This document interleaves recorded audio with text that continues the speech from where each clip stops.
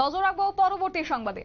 BPL card থাকা সত্ত্বেও মিলছে না সরকারি সাহায্য বা সহযোগিতা, শুধুমাত্রই আশ্বাসের পাহাড় মিলছে। এবং তাদের যেটা অভিযোগ, কার্যত আজ জানা গেছে 11 নম্বর মান্দাই বিধানসভা এলাকার হরিনামুড়া এডিসি ভিলেজ থেকে এই অভিযোগটা এসেছে এবং তারা বিগত দিনেও প্রশাসনের দ্বারস্থ হয়েছেন এবং একাধিকবার জানিয়েছেন স্থানীয় জনপ্রতিনিধিদের কাছেও।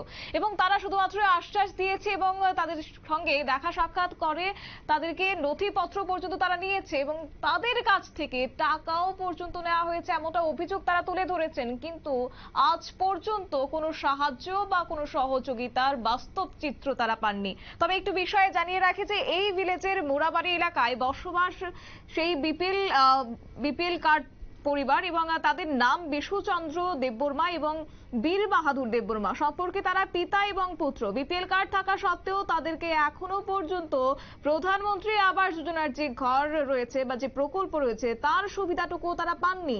5 বছর ধরে কোনো রেগার কাজ তাদের ভাগ্যে জুটেনি। অনেকবার ভিলেজ কমিটি নেতৃত্বদের তাদের কাছ থেকে ফটো তুলেছে এবং কাগজপত্র নিয়েছে। চেয়ারম্যান সহ অন্যান্য সদস্যরা তাদের কাছ থেকে 10 থেকে 12,000 টাকাও পর্যন্ত নিয়েছে ঘর দেবার নাম করে। কিন্তু আজ পর্যন্ত মেলেনি কোনো আবাস যোজনার ঘর কিংবা রেগার কাজ। শুনুন বিস্তারিত। আমরা লোক আয়া টাকা লেগে এসে দিবুক করে দিয়ে দিয়া কয়া আমরা ঘরে দেখে আপনি দেখতে পারেন। আমার ঘরে মানে কিছু নাই, আয়া পরে আমরা কয় দিব কর কয়া দিছি না, দিব কয়া দিছি আর কি। তারপরে বাবার কয়েছে হেরো টাকা নিয়ে নিছে আয়া। কত টাকা? 100 টাকা 200 টাকা করে লয় আর কি, দিছি না আয়া। দিব কয়া জব করে দিছি, কিছু মানে দিছি না। তারপর আপনারা যে টেয়া চাইছে ওনাকে দিচ্ছে নি টেয়া? তো আমি দিছি না মনে। বাবা তো দিলে তো আমার কই দিলে আগে দিছে। কত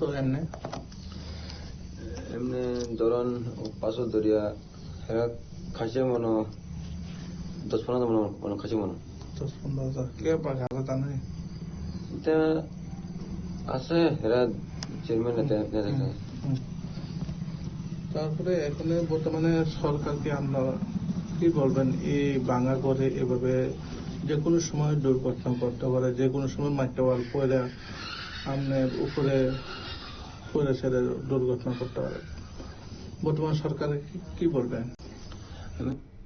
আপনারা শুনলেন ওনাদের অভিযোগ এবং তারা বলছেন যে একটি ভাঙা ফাটা মাটির ঘরে তাদের দিন যাপন করতে হচ্ছে। যে কোনো সময় এই ঘরটি ভেঙে যেতে পারে, এরকম অনিশ্চয়তা এবং দুশ্চিন্তার মধ্যে তাদের রাত্রি যাপন করতে হচ্ছে। তাদের দাবি জানাচ্ছে সরকার যেন তাদেরকে একটি আবাস যোজনার ঘর মঞ্জুর করে দেয়। তবে বিগত দিনে জনপ্রতিনিধিদের জানিয়ে তাদের আশ্বাস পেয়ে এবং তাদের কাছ থেকে 10 থেকে 12,000 টাকা নেওয়া হয়েছে। কোন রহস্যের আড়ালে তাদের দাবি দেওয়া এক প্রকার ঢাকা পড়ে যাচ্ছে, সেই প্রশ্নের উত্তর আজও পাননি বিপিএল কার্ড অন্তর্ভুক্ত সেই সংশ্লিষ্ট পরিবারটি। সংবাদ আপাতত এই পর্যন্তই। পরবর্তী আপডেটের জন্য চোখ রাখুন শুধুমাত্র নিউজ ভ্যানগার্ডের পর্দায়। নমস্কার।